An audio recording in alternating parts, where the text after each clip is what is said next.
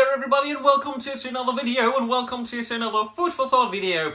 And this one goes in vein with the videos that I have been making for the last a week and a half, 2 weeks, maybe something like that. Well, anyway, the last couple of days I have been making videos about Tolkien adaptations and adaptations in general.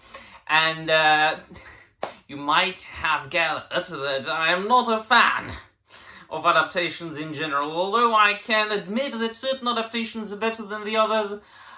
Some adaptations are closer to the source material than the others, and of course, the goal of an adaptation is really the goal, right? There are many goals that a work of art might have, but the goal of an adaptation is not necessarily to get as close to the source material as possible. It is important that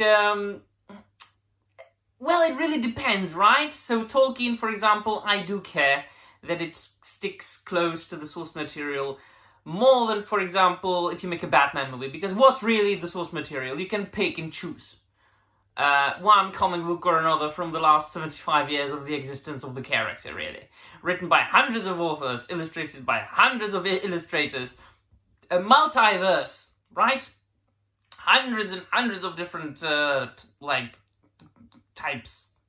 kinds of Batman. Tolkien, one vision, one man.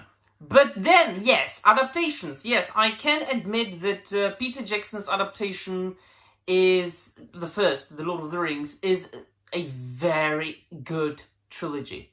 These are masterfully made, brilliant movies. Das ist Kino. It's cinema. Really Oscar-worthy movies. Creme de la creme of fantasy film. However, there has been a resurgence lately, and people of this sort, or these people, have been around since those movies have been around. And I'm talking about people who are Peter Jackson fans, but they think they are Tolkien fans. Now, Peter Jackson's movies are so popular, and they have brought Tolkien into the eye of the general public so much that in the eyes of some people, Peter Jackson and Tolkien have become synonymous. And that's a dangerous thing, because they are absolutely not synonymous. Peter Jackson isn't Tolkien. The Lord of the Rings movie trilogy is not the Lord of the Rings book. Absolutely not. It is an adaptation. Some parts of the movie are closer to the source material, others are not. Others are very far from the source material. Standing on its own, the film is brilliant. Well, those three films are brilliant, as opposed to, for instance, the very much discussed, maybe over-discussed already, The Rings of Power, which is neither an adaptation of Tolkien, neither a good work of art, nor good work of art. And I have been reminded of this by a person on the internet that I follow, and I don't think... Does he follow me? I thought he did. Never mind. He's one of those Tolkien accounts. There are millions of Tolkien accounts on the internet, but he's one of those that really focuses on Tolkien, and he posts quotes from Tolkien, and he really does go into depth as far as the lore and the books, and that's what I appreciate. So, in my eyes, if you have to follow necessarily a Tolkien account, you do follow exploringtolkien.com, at least on Twitter or X, because he does share a lot of things from the books. And he pointed my attention towards another account which calls himself Feanor. Now I'm going to explain why I did this dramatic sip of coffee. If you call yourself Feanor, and if most of what you do on the internet is that you share movie quotes and movie pictures, and then to top it all off,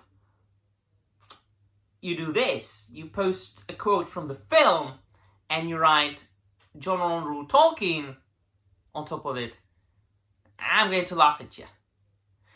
Now, I mean, it's people who live on the internet. They are perpetually online. I mean, I do this video, I just put it on the internet and I go do other stuff. I mean, I'm very fortunate in that this is my hobby, one of my million, billion, gazillion hobbies.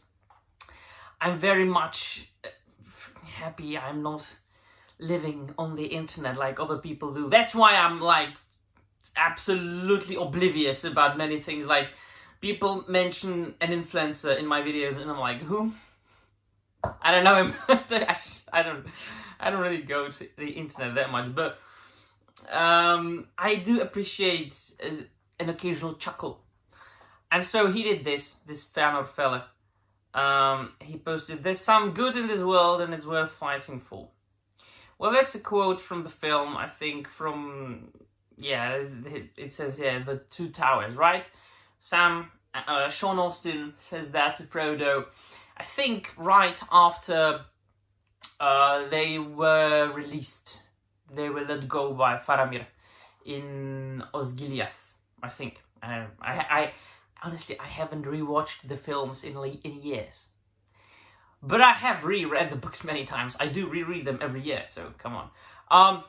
So what Peter Jackson did on multiple occasions in those films is that he took a sentence and utterance, a line from a character, or he combined lines from several characters in the book, and he put it in the film, but he put it in the mouth of a completely different character.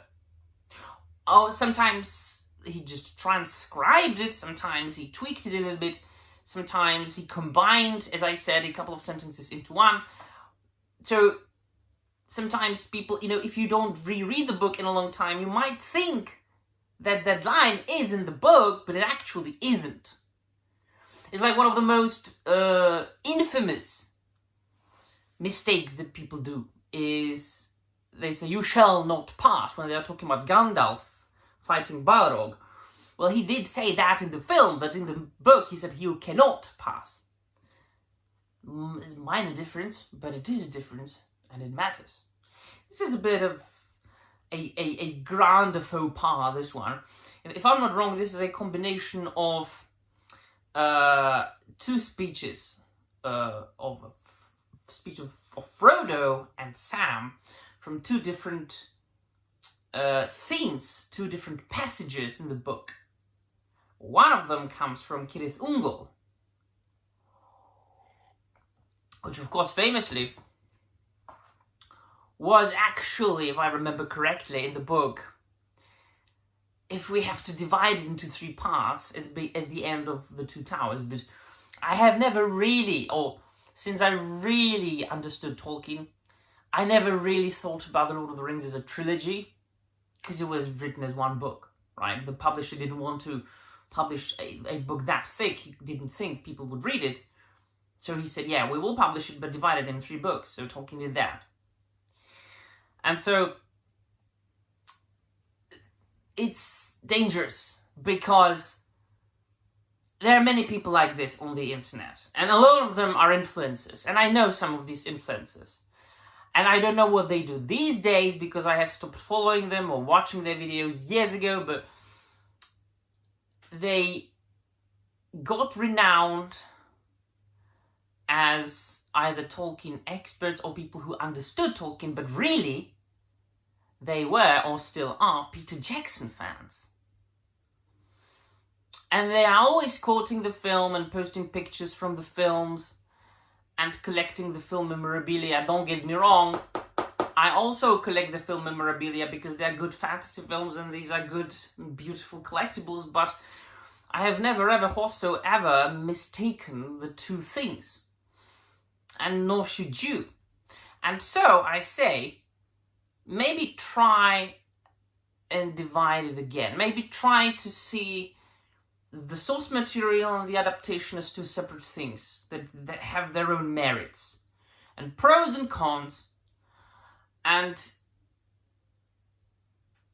do admit, yes, there are good adaptations, but bad adaptations. But I really don't like when people go on the internet and spread misinformation. Like, this is a typical case of misinformation.